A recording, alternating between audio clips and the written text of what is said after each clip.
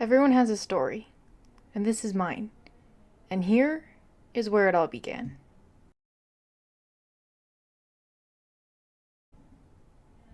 Hey everyone, my name is Haley KittenHope, and welcome to my channel. I figured I'd start off this channel with my writing stories since I thought it would be a good way to introduce myself and my history. I was born at Starshine Ranch to Mr. Moore and Mrs. Moore. I was an only child, which meant that I was spoiled. My parents owned the Starshine Ranch stables, so I pretty much grew up around horses, doing chores, cleaning the barn, and just helping out around the house. I originally got into English writing, doing dressage and basic flat work with one of the trainers there on a lesson horse, since my parents never officially gave me a horse to own until I was about 11 years old, so I just enjoyed my days practicing on lesson horses, going on trail rides. I even did a bit of jumping on this Irish cob gelding named Moose. He was the cutest. Like I mentioned earlier, I got my first horse when I was 11 years old, and that horse was a 9-year-old Pintavian mare named Marble. Now, Marble was nothing like the horses I was used to for several reasons. The first being that she was a bit younger, a bit more green compared to the other lesson horses. Not to mention, she was trained in Western events. This mare was a very exhilarating, adventurous barrel racer. She was much hotter and was the first horse to buck and bolt with me. Even though I was terrified in the moment and had a big old bruise to prove it, I still don't regret my time with her because she taught me more than anyone ever could have. She was also the reason I switched over from mainly English writing and flat work and decided to take up barrel racing and Western Gymkhana events. So that was a bit of a change of perspectives, but I was in love with the intense speed, racing against the clock as fast as you could go. I actually became quite good on Marble, and when I was 13 I started going to competing in barrel racing.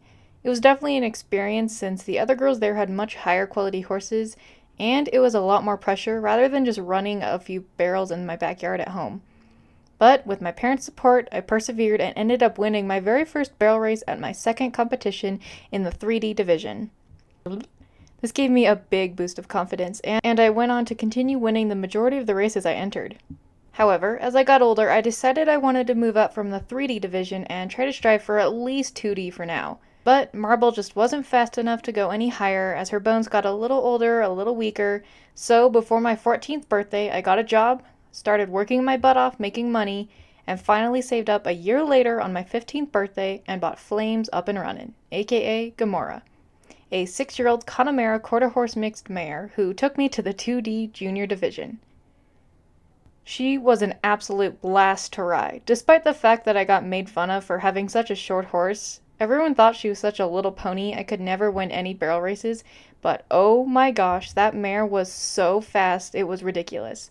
She even carried me all the way to the 1D junior division where we got second. I didn't end up winning, but I still got close and that was definitely a victory for me.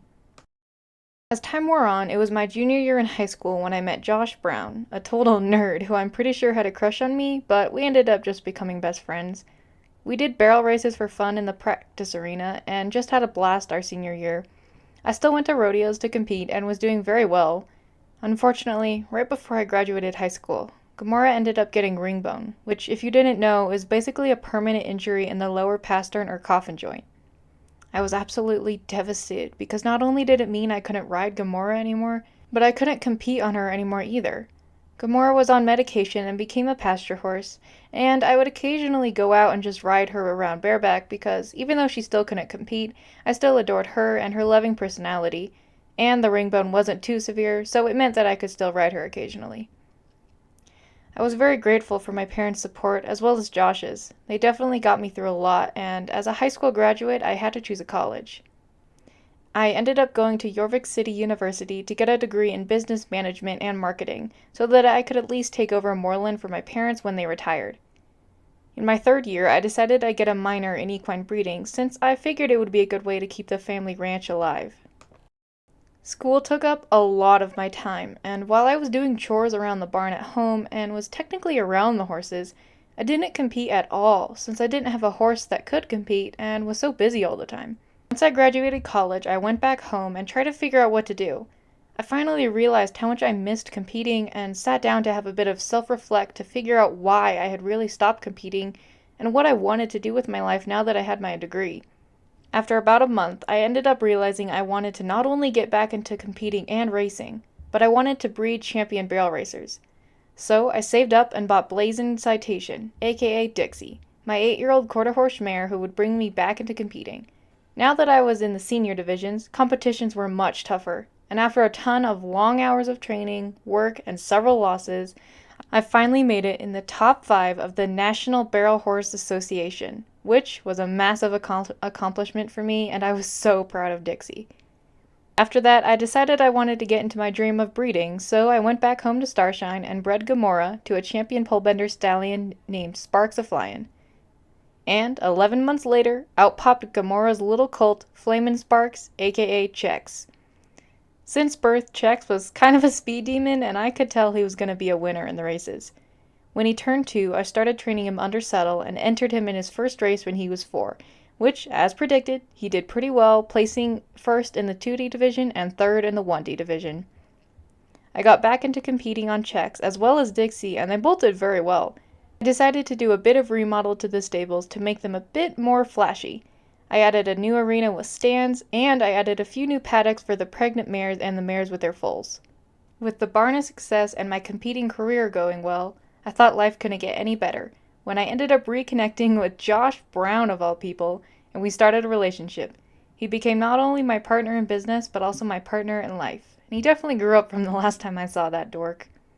Anyway, our ranch became very widely known, so my parents encouraged me to start up a lesson program for kids looking to get into barrel racing and gymkhana events.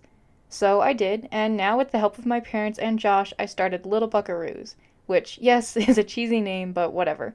It was still a way for me to not be so stressed with competing all the time and be able to connect with younger kids who were just like me when I was little.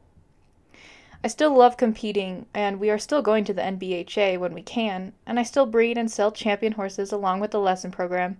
I've definitely learned a lot throughout my life, and not everything was easy. Just because I'm telling you about my victories doesn't mean that I didn't have my failures. Barrel racing is hard, and winning is even more so. It's always an uphill battle no matter what, and you will experience hardship. However, if you love your sport, every fall, every knockdown, every fail will be worth it, because every time when you get back up, that's a victory. Don't let anyone tell you otherwise, because you will meet your goals eventually, if you put in the time and effort. And that's what I tell my lesson kids every time they risk their life and get up on that horse, going 35 miles an hour, 3 barrels, 1 race. And that pretty much concludes my writing story thus far.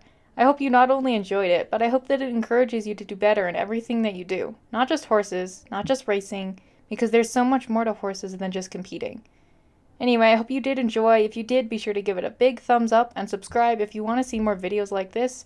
Or comment below what video you want me to do next. Maybe a barn tour or a tour of the horses. The possibilities are pretty much endless. Just let me know, and I will see y'all next video.